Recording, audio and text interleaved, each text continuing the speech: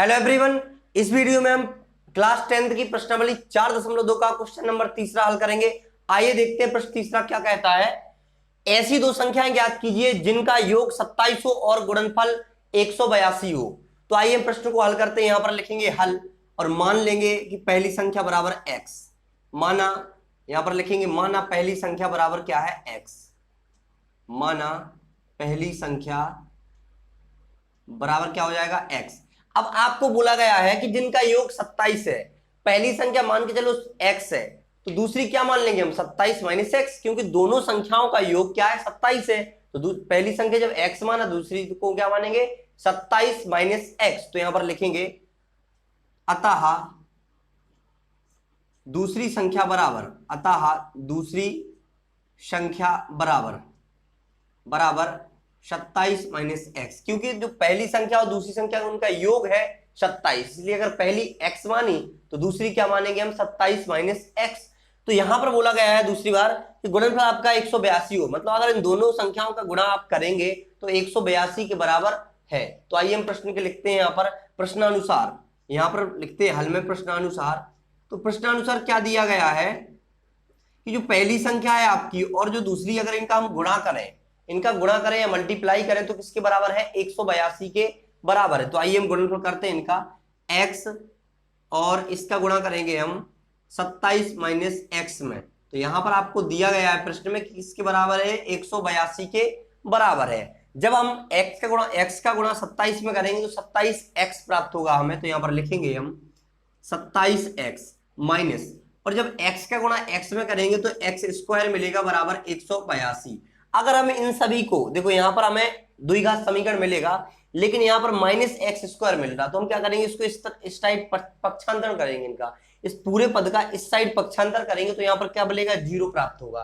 तो ऐसा भी हम यहां पर लिख सकते हैं 0 बराबर क्या, देखो इसका यहां पर पक्षांतर करेंगे तो प्लस एक्स स्क्वायर हो जाएगा और 27x प्लस का है, लेकिन जब हम पक्षांतर करेंगे तो माइनस 27x हो जाएगा। तो यहां पर लिखेंगे माइनस 27x और यहां पर 182 तो पहले से ही है।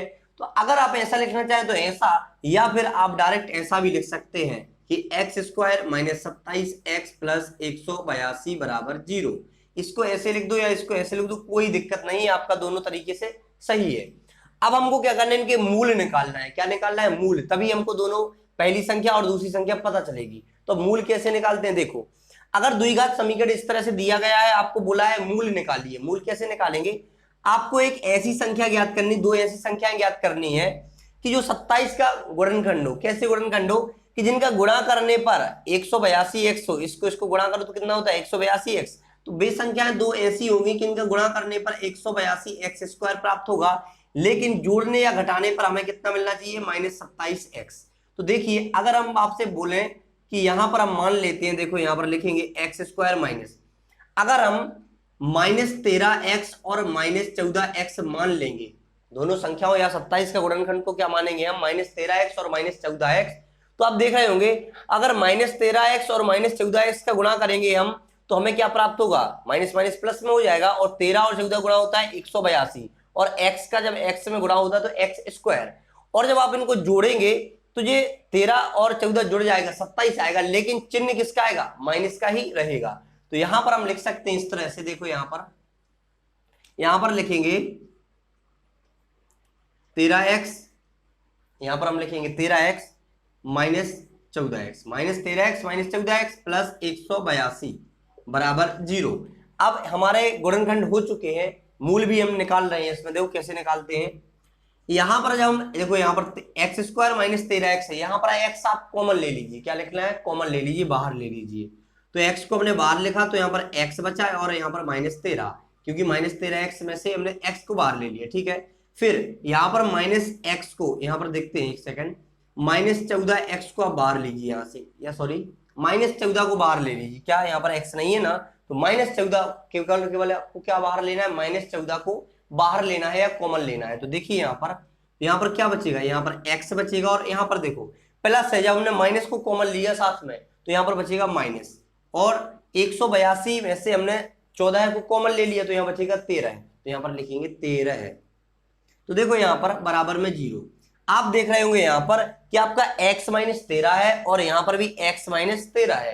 तो इसको इस तरह से लिखेंगे हम, x माइनस 13 यहाँ पर लिख लिया। अब बचा क्या आपका x माइनस 14, तो यहाँ पर लिखेंगे x और माइनस 14 बचा है, तो इसको एक साइड लिख लीजिए और यहाँ पर बराबर 0 कर दीजिए।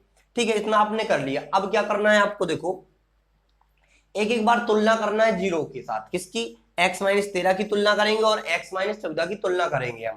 तो यहाँ पर लिखेंगे x माइनस 13 बराबर 0। अगर आप x माइनस 13 बराबर 0, x माइनस 13 की 0 के साथ तुलना करेंगे तो आपको x बराबर क्या प्राप्त होगा? 13 प्लस का 13, क्योंकि 13 का पक्षांतर हो जाएगा माइनस 13 का। और जब यहां पर आप यहां पर भी कर सकते हैं, यहां पर कर लेते हैं हम, और यहां पर आपने 13 कर लिया। अब देखना है आपको क्या करना है, x माइनस 14 की आप तुलना करेंगे 0 के साथ, तो यहां पर क्या प्राप्त होगा? x बराबर 14 प्राप्त होगा। आपको क्या होगा? 14 प्राप्त होगा। मतलब जो आपकी पहली और दूसरी संख्या कौन कौन सी है? आपकी पहली है 13 और दूसरी है 14। तो यहां पर लिखेंगे अतः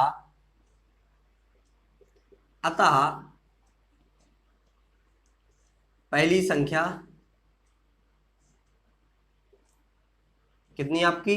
13 प्राप्त हुई आपको यहां पर, और दूसरी संख्या